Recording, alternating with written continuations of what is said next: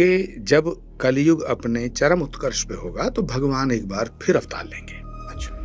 भगवान हमेशा अवतार लेते हैं, कभी राम के रूप में आए, कभी कृष्ण के रूप में। अब वो कल्कि के रूप में आएंगे। महापुरुष का जन्म भारतवर्ष के एक छोटे से गांव में हो चुका है 1971 को। यानी 11 से 15 मार्च तक जो हालात बनेंगे इस युद्ध के अंदर, ये 5 दिन ये तय करेंगे कि ईरान युद्ध का भविष्य क्या होगा। ये हालात किसी से संभाले नहीं संभलेंगे और इस युद्ध के साथ ही प्रकृति भी अपना रौद्र रूप जरूर दिखाएगी। यानी इस समय पर जिस तरह की भी विचारधारा लोगों की है, उस विचारधारा का जो आइकॉन होता है, उस व्यक्ति को ही मुखिया के तौर पर प्रकृति पेश कर रही है। सनातनियों, ईरान का और अमेरिका का, यानी इजराइल और अमेरिका के साथ ईरान का युद्ध जारी है।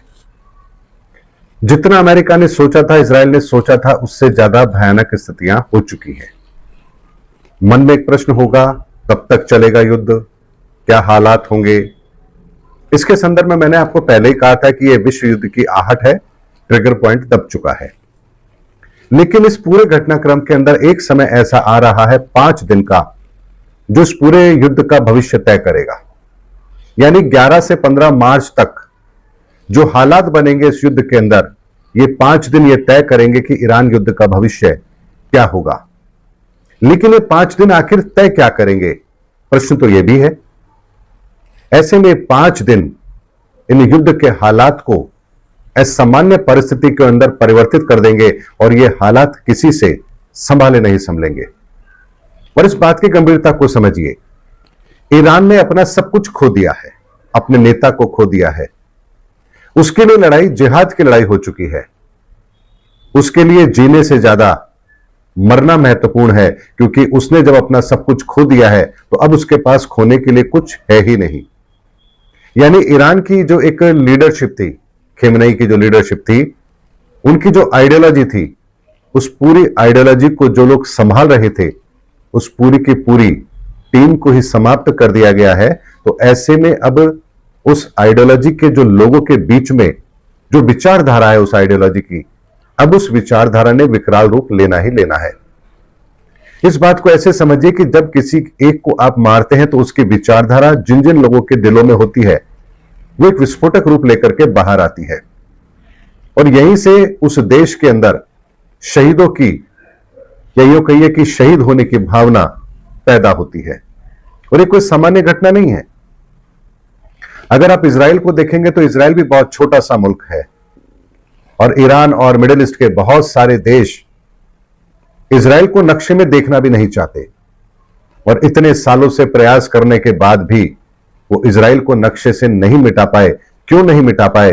क्योंकि इजराइल के लिए युद्ध नहीं है, इजराइल के लिए ये सर्वाइवल का प्रश्न है कि अगर वो जीता तभी जिंदा रहेगा, तभी उसका अस्तित्व रहेगा। तो इजराइल के लिए मिडिल ईस्ट के साथ युद्ध लड़ना उसके अस्तित्व का प्रश्न है। इसीलिए वो किसी भी स्तर पर जाकर युद्ध लड़ता भी है और जिसने अपने सर पर कफन बांध लिया हो उसको आप हरा नहीं सकते। लेकिन निर्णायक बात क्या है? निर्णायक बात यह है कि जैसे अपने सर पर कफन इजराइल ने बांध रखा है, वैसा ही कफन अमेरिका ने अब ईरान के सर पर बांध दिया है। और यह कोई छोटी घटना नहीं है। यह हार जीत के फैसले के साथ समाप्त होने वाली घटना नहीं है। इसके असर पूरे विश्व के अंदर देखे जा रहे हैं। भारत के अंदर भी, कश्मीर के आसपास के इलाकों के अंदर भी प्रदर्शन हो रहे हैं। यूपी के अंदर, लखनऊ के अंदर प्रदर्शन है, बंगाल में प्रदर्शन है। अब सोचिए, ये लोग प्रदर्शन कर क्यों रहे हैं? आप भारत में रहते हैं, भारत के नागरिक हैं, आपको यहां की चिंता होनी चाहिए। लेकिन ये लोग ईरान के समर्थन में खड़े हैं। क्यों खड़े हैं? क्योंकि ये उस आइडियोलॉजी को बिलोंग करते हैं। इसी तरह से अब 2 ऐसी विचारधारा अपने सर पर कफन बांध करके तैयार हो चुकी है, जिनके लिए मरना मारना अब कोई बड़ी बात नहीं है। मरना वो शहादत समझते हैं और मारना वो सबाब का काम समझते हैं, यानी पुण्य का कार्य समझते हैं। तो ऐसी आइडियोलॉजी जब युद्ध के मैदान में हो तो आप उनके निर्णय का क्या आकलन करेंगे? और इसीलिए मैंने आपसे कहा कि 11 से 15 मार्च का जो 5 दिन का समय होगा, तब अंगारक योग अपनी पीक पर होगा और इन 5 दिनों में वो ट्रिगर पॉइंट आपके सामने होगा जो इस पूरे युद्ध का भविष्य आपके सामने रख देगा। लेकिन यह युद्ध साधारण युद्ध नहीं है। अमेरिका से बहुत बड़ी गलती हो चुकी है और यह युद्ध विश्व युद्ध बनेगा ही बनेगा, यह बात अकाट्य सत्य है। और इस युद्ध के साथ ही प्रकृति भी अपना रौद्र रूप जरूर दिखाएगी। यानी इस समय पर जिस तरह की भी विचारधारा लोगों की है, उस विचारधारा का जो आइकॉन होता है, उस व्यक्ति को ही मुखिया के तौर पर प्रकृति पेश कर रही है। और यह ऐसा घटनाक्रम है जो एक संपूर्ण विचारधारा के नेतृत्व को करने वाले व्यक्ति को ही उस स्थिति में ला रही है जहां से संपूर्ण विचारधारा का समायोजन हो सके। धर्म की विचारधारा है तो वहां पर शंकराचार्य जी वाला मैटर चल रहा है। भारत की राजनीति है तो वहां पर अरविंद केजरीवाल को पुनः खड़ा कर दिया गया है। यानी कुदरत के द्वारा एक ऐसी परिस्थिति का निर्माण जहां पर आप जिस तरह की आइडियोलॉजी को लोग रखते हैं और उस आइडियोलॉजी का जो मुखिया है, उस मुखिया को ही ऐसे रोल के अंदर प्रकृति लेकर आ रही है ताकि उस मुखिया के साथ ही उस पूरी आइडियोलॉजी का समायोजन किया जा सके। और ये कोई छोटी घटना नहीं है। मेरे शब्द आपको समझने में थोड़ा सा आपको विवेक का इस्तेमाल करना पड़ेगा, क्योंकि बहुत गंभीर बात, बहुत साधारण शब्दों के अंदर और बहुत ही तुलनात्मक तरीके से मैं आप लोगों के सामने रख रहा हूं। यह कोई छोटी बात नहीं है। अगर इन शब्दों को आप समझ पा रहे हैं तो आपको आने वाला भविष्य 2026 का साफ साफ नजर आएगा। इसीलिए सनातनियों, ये जो 5 दिन का समय है, ये 5 दिन का समय नहीं है। पंचक भी 5 दिन के होते हैं, पंच परमेश्वर में भी 5 लोग होते हैं। और ये 5 दिन का समय 11 से 15 मार्च इस धरती के लिए ऐसे हालात पैदा कर देगा जिसे संभालना इस धरती के मनुष्यों के लिए तो संभव नहीं होगा। और इसके बहुत दूरगामी परिणाम होंगे और धीरे धीरे करके ये परिस्थितियां विश्व युद्ध का रूप ले लेंगी और चाह करके भी कोई देश इन परिस्थितियों से बच नहीं पाएगा। ये वो मैंने आपको विशुद्ध आकलन दिया है जो भयभीत भी करता है, डराता भी है, लेकिन हमें सावधान भी करता है और हमें ईश्वरीय सत्ता के होने का एहसास भी कराता है। लेकिन दिखाई उसको देगा जिसकी आंखें खुली हैं, दिखाई उसको कभी नहीं देगा जो गहरी नींद में सोया है। और हम यानी इस दुनिया के ज्यादातर लोग इस समय मदहोश हैं, गहरी नींद में सोए हुए हैं और कली के प्रभाव में हैं।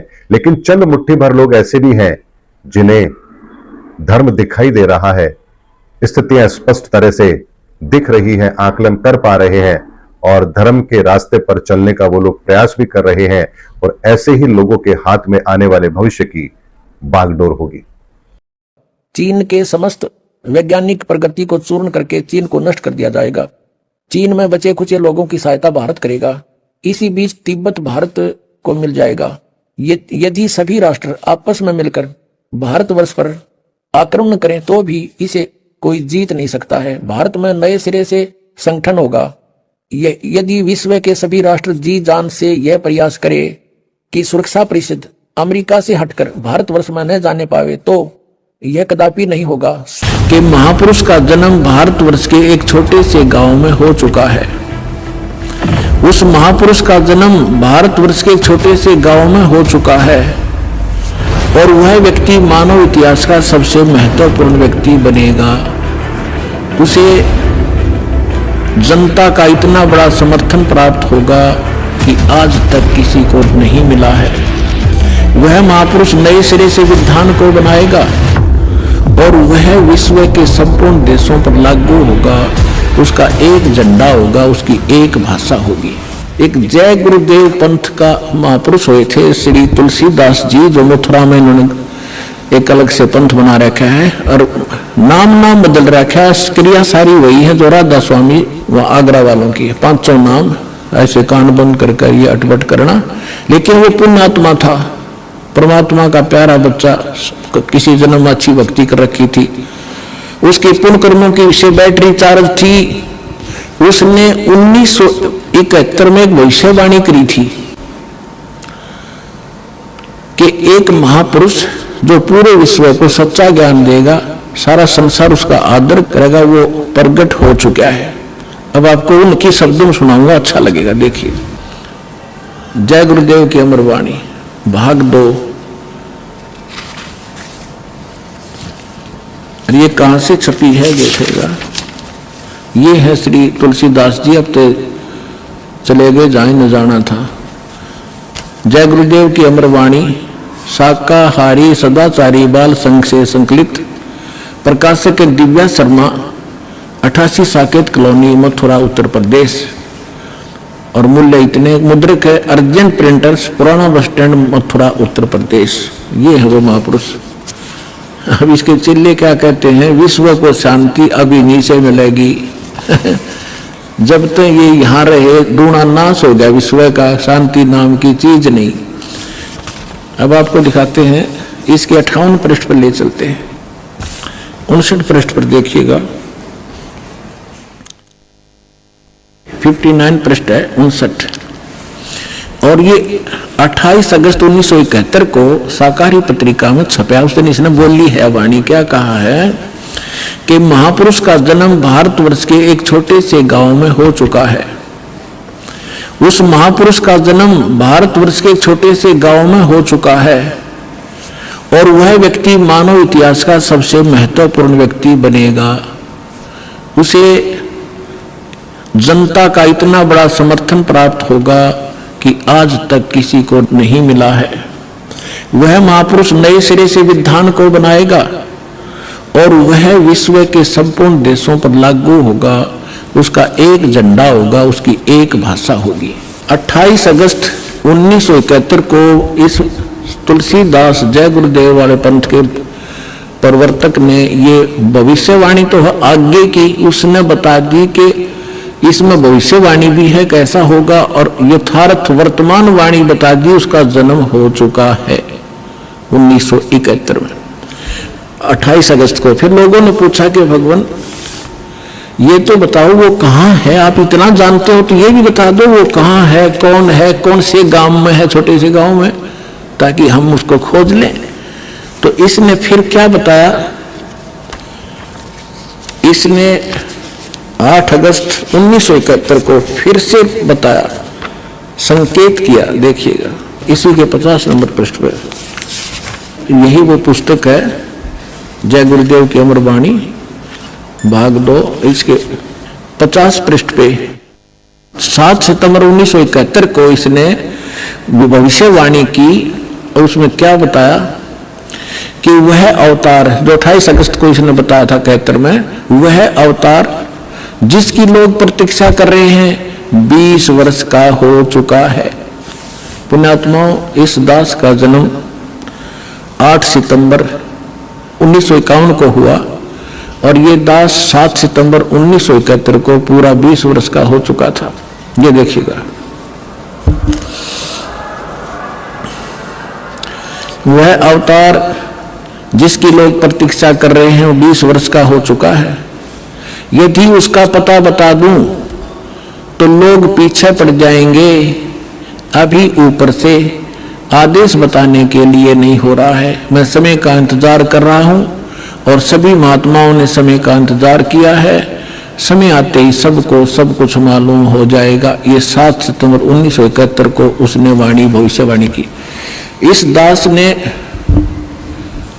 2012 में एक, जैसा कि मीडिया में उनके भी प्रवचन लिए और हमारे भी लिए, दास ने इस वाणी को पढ़कर एक सत्संग किया था कि यदि इस तुलसीदास जी की आज बैटरी चार्ज हो, 1971 में इसकी बैटरी चार्ज थी, इसकी दिव्य दृष्टि काम कर रही थी, पुण्य इसके पास बहुत से ढेर सारे थे, इसने उनका नाश कर लिया गलत साधना करके। जैसे इन्वर्टर की बैटरी में पहले से संग्रह की हुई एनर्जी जब तक चलेगी वो चलेगी, यदि चार्जर नहीं लग रहा तो भी चलेगी, लेकिन वो एकदम खत्म होगी यदि चार्जर फिर नहीं लगाता, यानी सत साधना नहीं की।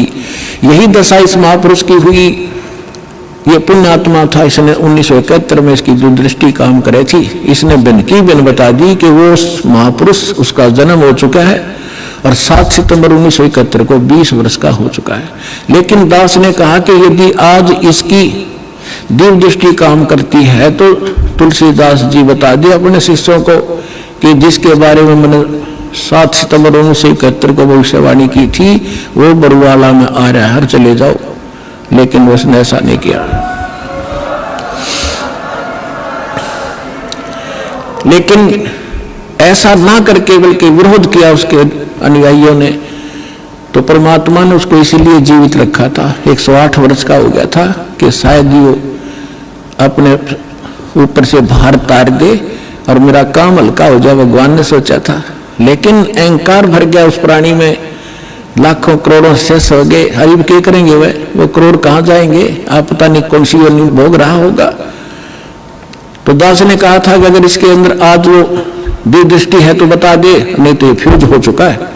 जब उसने नहीं बताया तो 6 महीने के अंदर उसकी टिकट कट गई, चला गया। और एक नास्त्रोदमस नाम के महापुरुष हुए हैं, उन्होंने भी कंप्लीट दास के ऊपर, आपने उसको पढ़ा भी होगा, ज्ञान गंगा के अंदर भी वो आपके लिए भक्तों ने बनाकर भेज रखा है, आपने पढ़ा होगा, नहीं तो पढ़ लेना।